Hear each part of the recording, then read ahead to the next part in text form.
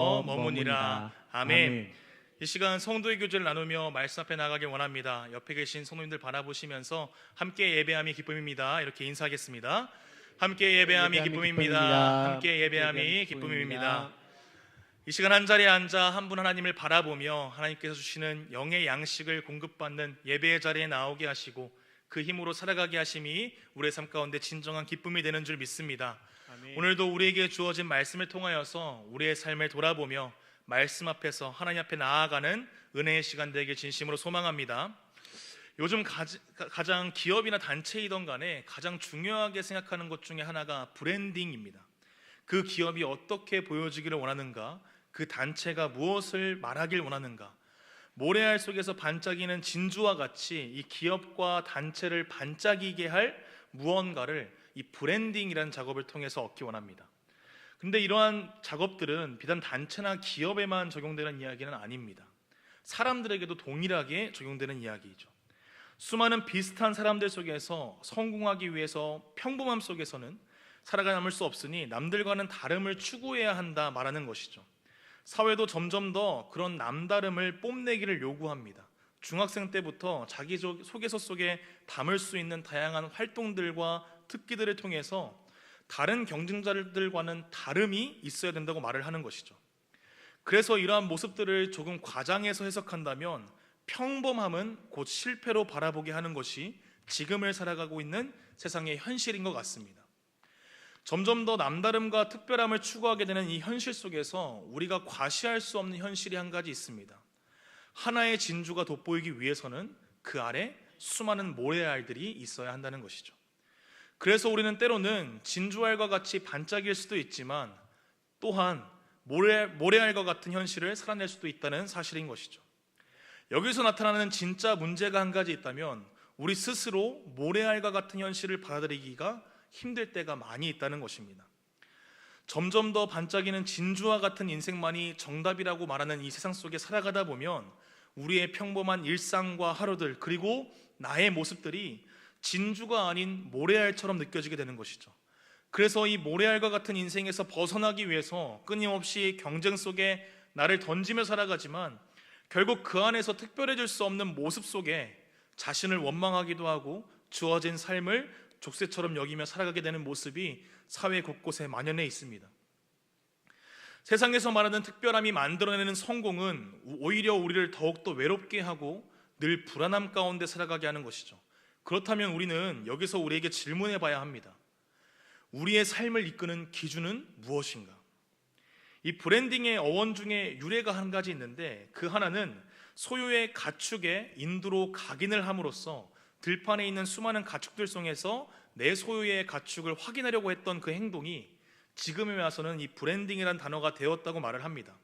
그러기에 이러한 단어의 유래에 맞게 우리의 인생을 바라본다면 우리 모두는 하나님의 소유로 살아가는 인생인 것이죠. 세상이 말하는 남다름과 특별함이 아닌 하나님이 원하시는 길을 바라보며 그 길을 걸어가야 한다는 것입니다. 과연 그 길은 무엇일까요? 오늘 본문의 말씀 속에서 베드로가 걸어갔던 그 길을 통해서 하나님의 마음을 알 수 있는 시간 되길 진심으로 소망합니다. 사도행전의 이야기를 바라보면 베드로에서 사울이 다메섹 도상의 회심 사건을 겪게 되는 것을 시작으로 점점 장면이 바울에게 이동하다가 다시 오늘 본문에 이르러서는 베드로를 향해서 장면이 전환됩니다. 베드로가 사방을 두루다니고 있는 모습을 이 성경을 읽고 있는 독자들에게 보여주고 있는 것이죠. 우리는 여기서 지금 이 본문의 역사적인 상황을 다시 한번 살펴볼 필요가 있습니다. 스데반 집사의 설교와 순교 이후에 예루살렘 안에서 박해가 심해졌고 그 박해를 피해 도망 나온 그리스도인들이 유대와 사마리아 곳곳에 흩어지게 된 것이죠. 그리고 흩어진 자 중에는 우리가 잘 알고 있는 빌립 집사도 있었습니다. 이 빌립 집사는 박해를 피하여 예루살렘에서 도망가 아소도에서 가이사랴에 이르기까지 복음을 전했다고 성경은 기록하고 있는데요. 오늘 본문에 등장하고 있는 이 루다와 욥바는 예루살렘 서북쪽에 위치하며 지중해 연안 근처에 있는 도시였습니다. 그리고 가이사랴에 이르는 그 긴 여정의 길목 가운데 자리 잡고 있던 지역인 것이죠. 그러기에 그 땅에 그리스도인이 있었던 것입니다. 사마리아의 땅에 큰 기쁨이 임했던 것처럼 루다와 욥바에도 빌립에 의해서 복음이 전파되기 시작되었던 것이죠. 그렇다면 이 베드로가 그 사방을 두루다니며 룻다와 욥바에 이르게 된 이유는 무엇이었을까요? 우리 사도행전 8장 1절 하반절의 말씀을 함께 읽도록 하겠습니다. 시작. 그날에 예루살렘에 있는 교회에 큰 박해가 있어 사도 외에는 다 유대와 사마리아 모든 땅으로 흩어지니라. 아멘. 베드로와 사도들은 모두가 떠난 그 예루살렘 교회 안에 머물러 있었습니다. 우리가 정확한 이유는 알 수 없지만 이 학자들 중에서 이 스데반 집사의 순교로 퍼진 박해의 불씨가 헬라 계열의 그리스도인들에게만 집중되었을 것이라고 보는 사람들도 있습니다. 또는 히브리인이었던 이 사도들이 예루살렘에 대한 충성심이 더 컸기 때문에 남아있지 않았을까 보는 학자들도 있는 것이죠. 사실 무엇이 되었던 간에 예루살렘에는 여전히 예수님의 제자들, 교회의 지도자들이었던 사도들이 남아있었습니다. 그리고 그들은 그곳에 단지 머물러 있는 것만으로 만족하는 것이 아니라 흩어진 그리스도인들을 두고 볼 수만은 없었던 것이죠. 예수님께서 맡기셨던 그 사명의 끈을 붙들고 있었던 것입니다. 그래서 베드로는 예루살렘을 떠나 사방을 두루다니면서 곳곳에 흩어진 그리스도인들을 돌보고 양육하는 일에 힘쓰며 나아갔던 것이죠. 이 베드로가 걸었던 길은 단순한 여행도 행정적인 방문도 아니었습니다. 한 영혼을 만나기 위한 길이었고 한 영혼을 살리기 위한 발걸음이었던 것이죠. 박해 속에서 흩어진 성도들을 향해 예루살렘 교회 공동체를 떠나 그 외로운 땅에서 복음을 지키며 살아가는 그들을 찾아가고 만나고 세우기 위해서 베드로는 그 길을 걸어야만 했던 것입니다.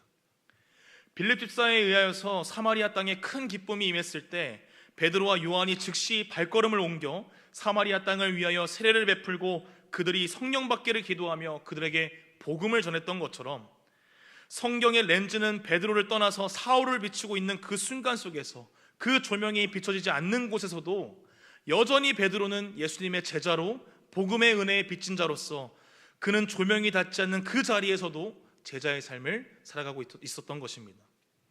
그러기에 이 베드로의 인생 속에서 발견할 수 있는 분명한 사실이 한 가지 있다면 베드로는 진주처럼 반짝이기보다 모래알처럼 보일지라도 하나님 나라의 시민으로 충실하게 한 걸음 한 걸음 살아가는 삶이 진정한 성공이며 기쁨임을 깨달았던 것 같습니다. 그렇게 걸어간 사랑의 발자국은 과연 누구를 만나게 되었을까요? 그리고 그 만남의 순간은 무엇을 바꿔놓았을까요? 오늘 본문의 이야기를 따라서 한번 보도록 하겠습니다. 베드로의 발걸음은 룻다에 이르게 됩니다. 이 룻다는 예루살렘에서 40km 떨어진 지역의 작은 촌동네였던 것이죠. 이곳에서 애니아라 하는 그 한 사람을 만나게 됩니다.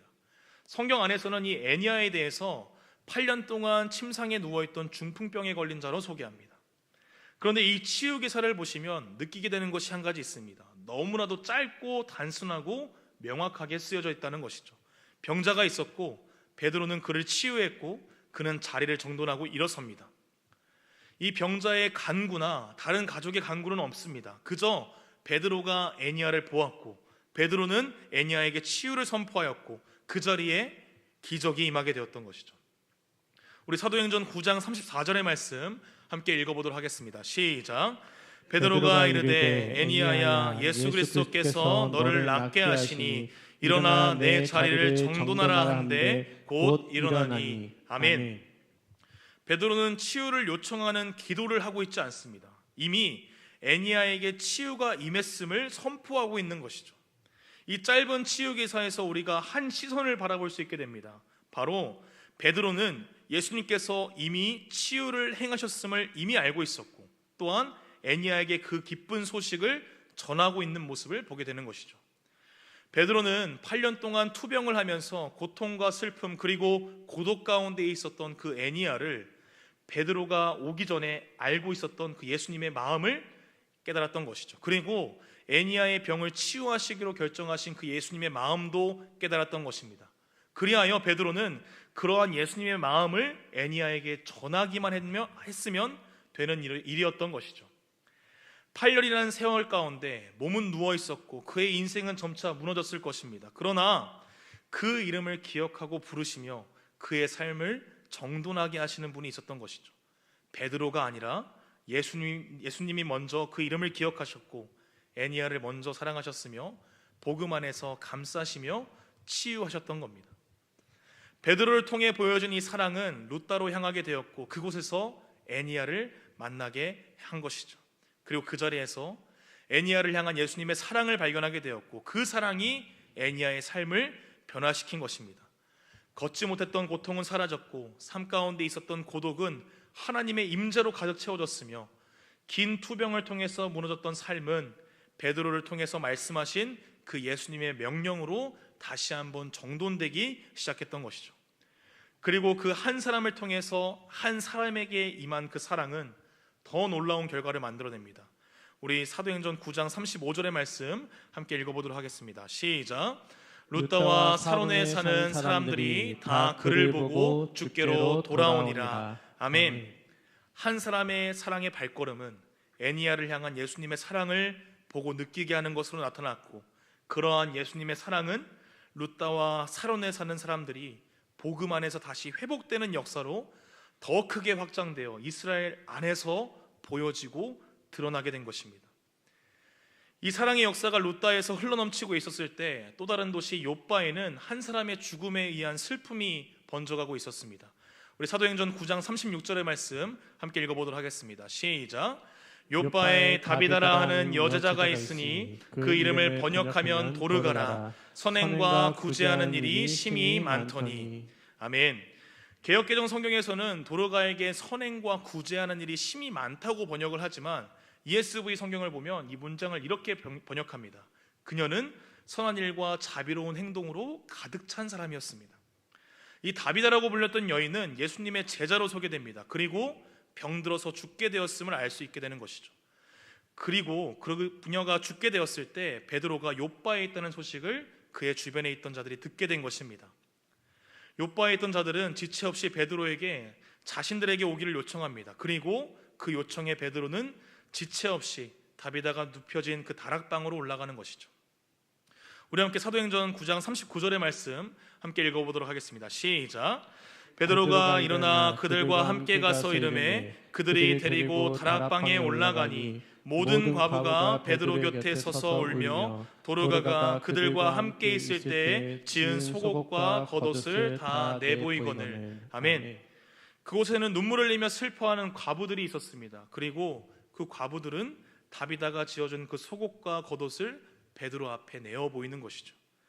과부들을 위하여서 옷을 만들어 입히고 그들을 위하여 헌신했던 그 다비다의 사랑을 아는 과부들은 베드로에게 그녀가 어떤 사람이었는지 자신이 어떠한 사랑을 받았는지를 보여줍니다. 그리고 그 사랑과 헌신을 바라본 베드로는 주변을 정리하고 사람을 내보낸 후에 무릎을 꿇고 기도한 후에 그녀를 향해서 말합니다. 사도행전 9장 40절의 말씀 제가 읽어드리겠습니다. 베드로가 사람을 다 내보내고 무릎을 꿇고 기도하고 돌이켜 시체를 향하여 이르되 다비다야 일어나라 하니 그가 눈을 떠 베드로를 보고 일어나 앉는지라. 아멘. 이 음성에 다비다는 응답하고 그녀는 다시 살아나는 기적을 맛보게 됩니다. 한 여인의 사랑이 수많은 과부와 약한 자를 살게 했고 수많은 과부와 성도들의 그 사랑이 하나님 앞에 헌신했던 한 여인을 살게 했던 것이죠. 그리고 그들을 향한 예수님의 사랑은 온 욥바 사람을 향한 복음의 소식으로 펼쳐지게 되었음을 성경은 기록합니다. 그리고 9장에 등장하는 베드로의 이야기는 43절로 마무리가 됩니다. 우리 같이 함께 43절의 말씀 읽도록 하겠습니다. 시작.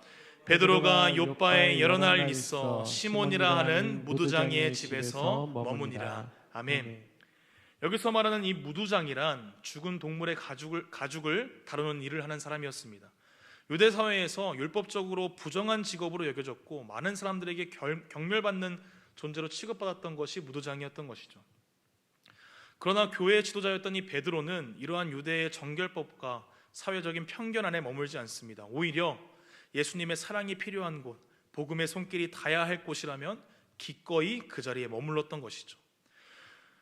무두장이 시몬의 집에서 머물렀다는 그 사실은 그가 복음을 따르는 자로서 단지 가르치는 자가 아니라 예수님의 사랑이 필요한 곳에 머물며 복음의 사랑이 맞닿는 곳에 항상 거하는 삶을 살아갔음을 보여주는 것으로 오늘 본문의 이야기는 끝이 납니다. 성도 여러분들 모두 다 아시다시피 저에게 둘째 지음이가 생겼습니다. 그래서 4살 딸과 또 생후 이제 12일 된 그 딸과 생에 다시 돌아오지 않을 그 순간을 맞이하고 있는데요. 한 아이가 때를 쓸 때 다른 아이도 세상 떠나가라 울음을 터뜨리는 극한의 고통과 기쁨을 같이 누리고 있습니다. 이 지음이가 태어나기 전에 참 어려운 순간들이 있었는데요. 아내가 이제 31주 때부터 자궁수축과 보통이 계속 있으면서 36주 4일에 출산하는 그날까지 밤낮 가릴 것 없이 고통에 힘든 시간들을 보내야 했습니다. 저는 물론 아내가 큰 어려움 속에서 정말 힘들겠다는 사실에 공감을 하면서도 저희 아내가 원래 좀 엄살이 심하고 몸에 반응이 좀 예민한 사람인지라 물론 아프겠지만 그렇지 않은 순간도 있었지 않았을까라는 생각을 가지고 있었던 것이죠. 이 출산 후에 원장님께서 저에게 와서 출산 잘 했고 건강하게 아이가 태어났다라는 말을 하시면서 저에게 이런 말을 하시는 겁니다. 그 당시에 이제 산모의 자궁벽이 많이 얇아져 있어서 정말 배 안에서 칼로 긁는 것 같은 고통을 계속 겪었을 텐데 지금까지 참은 것도 참 용하다 이렇게 말씀하시는 거예요. 그 이야기를 듣자마자 제가 가졌던 그 생각들을 다시 생각해 보면서 제가 생각했던 그 모든 그 시간들과 순간들이 너무 부끄러웠고 병실에 아내가 도착하자마자 다른 고통을 겪고 있는 아내에게 제가 원래 이런 마음을 가지고 있었는데 이제는 정말로 존경한다라고 말을 했던 순간이 있습니다. 이 일을 겪으면서 생각하게 된 것은 저는 그 고통을 이겨내기도 또 겪고 싶지도 않았을 것이라는 생각을 하면서 한 아이의 탄생에는 그 무엇도 비교할 수 없는 자신의 한 몸을 아이를 위하여 포기하고 자신의 삶 또한 아이를 위하여 내던지는 그 어머니의 사랑을 통해 한 영혼이 피어난다는 사실을 깨닫게 된 것이죠. 그리고 세상의 모든 어머니와 저의 어머니에 대한 존경심을 더 절실하게 느끼게 되는 순간이었습니다. 사랑하는 성도 여러분, 베드로의 걸음에는 그 발걸음마다 교회를 향한 사랑이 담겨 있었습니다. 그리고 그 사랑이 한 사람을 회복시켰고 한 여인을 살아나게 한 것이죠. 또한 한 여인이 보냈던 그 사랑은 공동체 안에서 많은 사람들을 살렸으며 그 사랑을 받은 자들에 의하여서 다시 그 여인이 살아나는 기적을 보게 됩니다.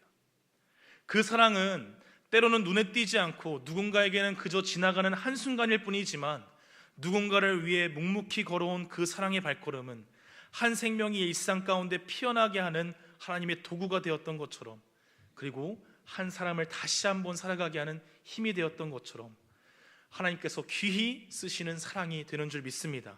그리고 오늘 그 사랑의 길을 걷는 이들의 교회 안에도, 우리 가정에서도, 우리의 삶의 자리에서도 존재하고 있다는 사실을 잊지 말아야 하는 것이죠. 빛나지 않아도 걸어야 하는 길, 박수받지 않아도 계속되는 발걸음, 드러나지 않아도 한 사람을 살리시는 그 사랑의 걸음, 그 사랑의 길이 오늘 우리가 부름받은 사랑이 만든 길인 줄 믿으시기 바랍니다.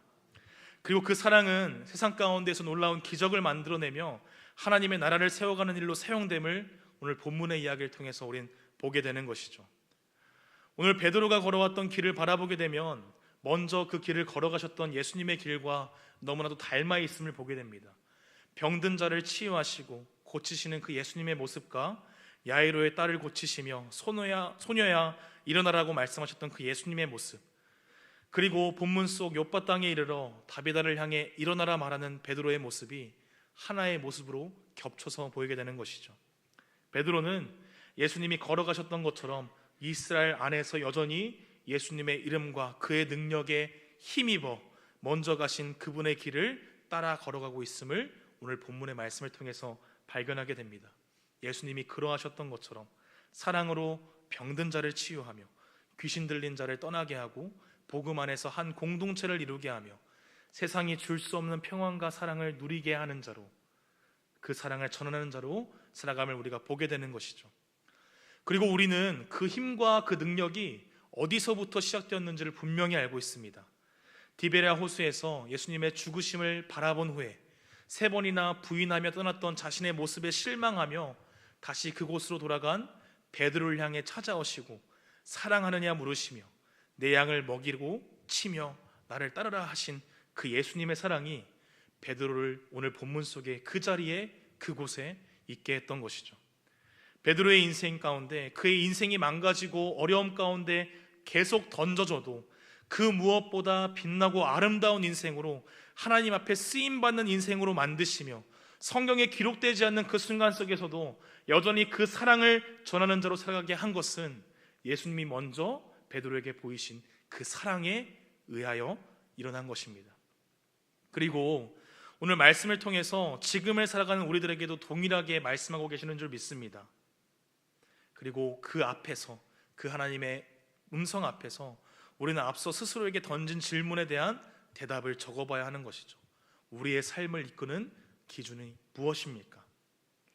세상이 말하는 특별함과 성공을 쫓기보다 예수님께서 걸어가셨고 베드로가 따라갔던 그 사랑의 길을 오늘 우리의 삶 속에서 바라볼 수 있길 진심으로 소망합니다.